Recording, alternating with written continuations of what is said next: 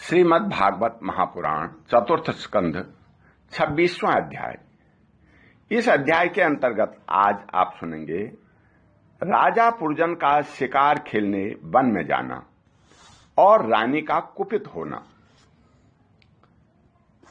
श्री नारद जी कहते हैं, हे राजन, एक दिन राजा पुरजन अपना विशाल धनुष, सोने का कवच और अक्षय तरकस धारण कर अपने 11वें सेनापति के साथ 5 घोड़ों के शीघ्रगामी रथ में बैठ करके पंचप्रस्थ नाम के वन में गया।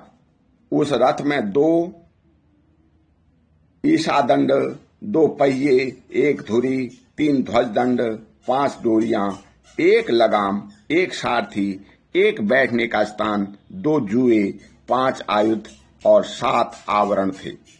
वह 5 प्रकार की चालों से चलता था तथा उसका साजबाज सब सुनहरा था।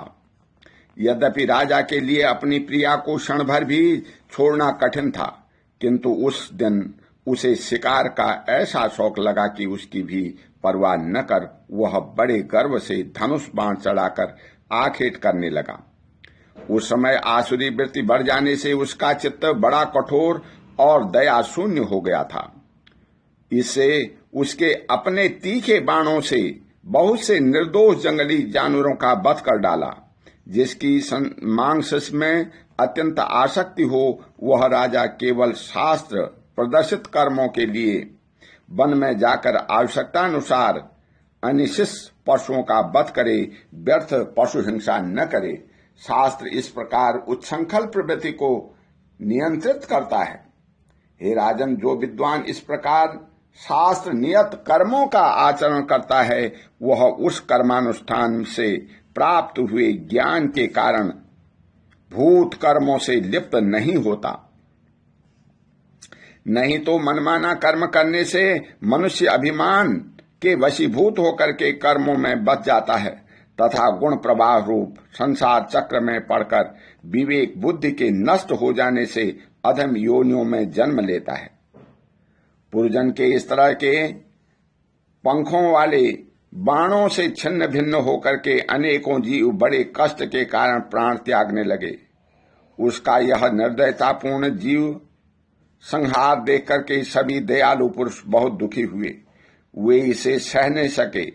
इस प्रकार वहां खरगोश, सुअर, भैंसे, नीलगाय, कृष्ण मृग, शाही तथा और भी बहुत से मेध्य पशुओं का वध करते करते राजा पुरजन बहुत थक गया।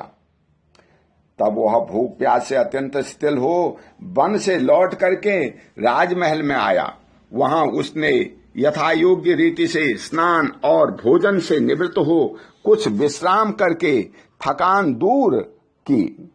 फिर गंध, चंदन और माला आदि से सुसज्जित हो सब अंगों में सुंदर सुंदर आभूषण पहने। तब उसे अपनी प्रिया की याद आई। वह भोजन आदि से तृप्त हृदय में आनंदित, मद से उन्मत्त और काम से व्यथित होकर के अपनी सुंदरी भार्या को ढूंढने लगा, किंतु उसे यह कहीं भी दिखाई न दी।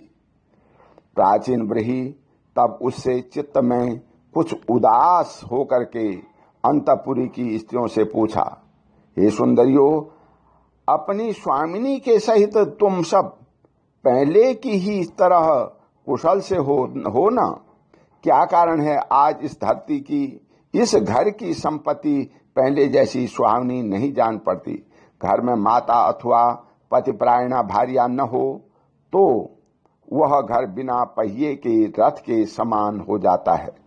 फिर उसमें कौन बुद्धिमान दीन पुरुष के समान रहना प्रसन्न करेगा? अतः बताओ कि तुम वह सुंदरी कहाँ है जो दुख समुद्र में डुबाए हुए मेरी विवेक बुद्धि को पद पग पर आग्रत करके मुझे इस संकट में उबार लेती है। स्त्रियों ने कहा, नरनाथ, मालूम नहीं आज आपकी प्रिया ने क्या ठानी है। शत्रु दमन देखने के बिना बिछौने के पृथ्वी पर ही पड़ी हुई है। श्री नारद जी कहते हैं, राजन, उस स्त्री के संग से राजा पुरजन का विवेक नष्ट हो गया था, इसलिए अपनी रानी को पृथ्वी पर अस्त व्यस्त अवस्था में पड़ी देखकर वह अत्यंत व्याकुल हो गया।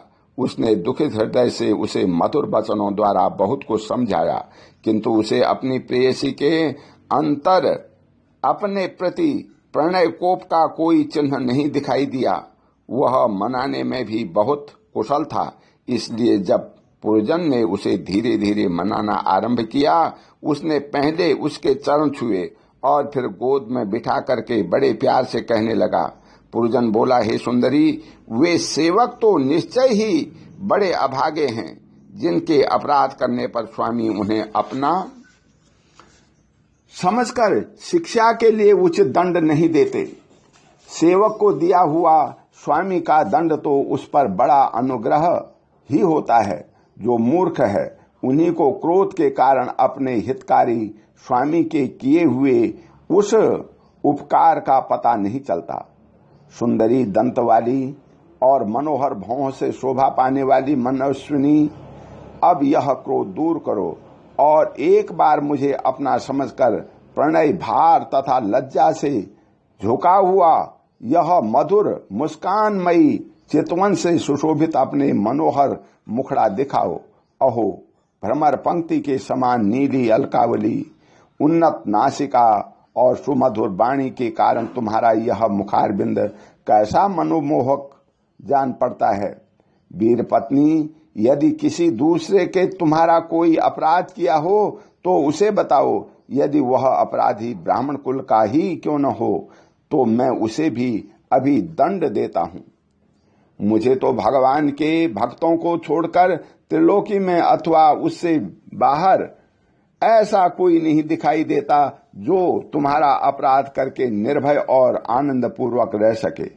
हे प्रिय, मैंने आज तक तुम्हारा मुख कभी तिलकहीन, उदास, मुरझाया हुआ, क्रोध के कारण डरावना, कांतिहीन और स्नेह शून्य नहीं देखा, और न कभी तुम्हारे सुंदर स्तनों को ही शोका अश्रुओं से भिगा हुआ बिंबा फल सदृश अधरों को स्निग्ध केसर की लाली के समान देखा है।